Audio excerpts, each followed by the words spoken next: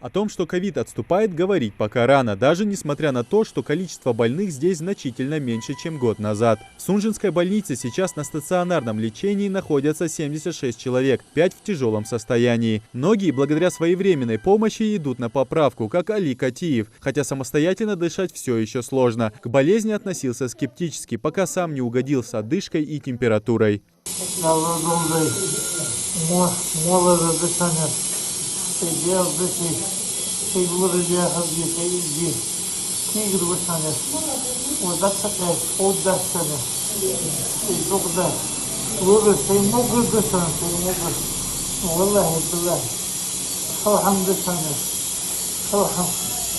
Я очень прошу, В зоне риска все группы людей. В родильном отделении находятся 12 женщин с диагнозом ковид. Болезнь у них проходит неоднозначно. Кто-то переносит легко, кто-то тяжелее, но случаев передачи вируса плоду в ЦРБ еще не наблюдалось. В связи с появлением омикронного штамма у нас увеличилась госпитализация среди беременных женщин. У нас бывало, что и больше 20 женщин были на госпитализации. Сейчас у нас на настоящий момент находится 12 женщин в удовлетворительном состоянии.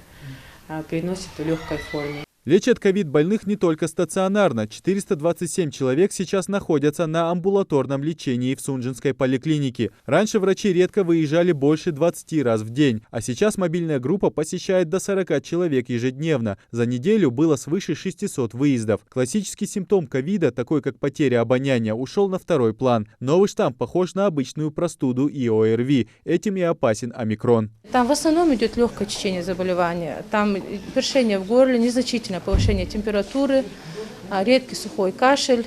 И в таком случае эти пациенты могут получать симптоматическое лечение. Если в течение 5-7 дней эти симптомы не прогрессируют, состояние ухудшается, то, в принципе, они могут дома амбулаторно пролечиться.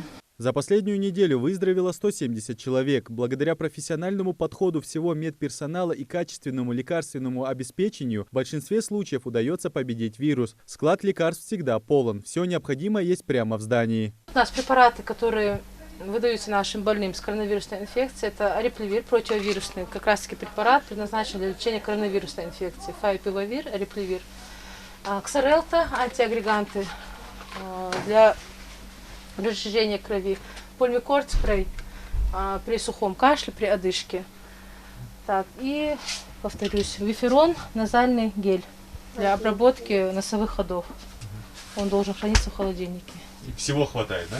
Да, по мере необходимости, если у нас заканчивается, мы даем заявку, и препараты опять поступают. Здесь также работает 5 мобильных бригад. При первых симптомах простуды или гриппа врачи просят сразу обратиться в местную амбулаторию. Именно своевременное лечение позволит выздороветь быстрее и без осложнений. Идрис Ижиев, Мухаммад Белакиев, Новости 24.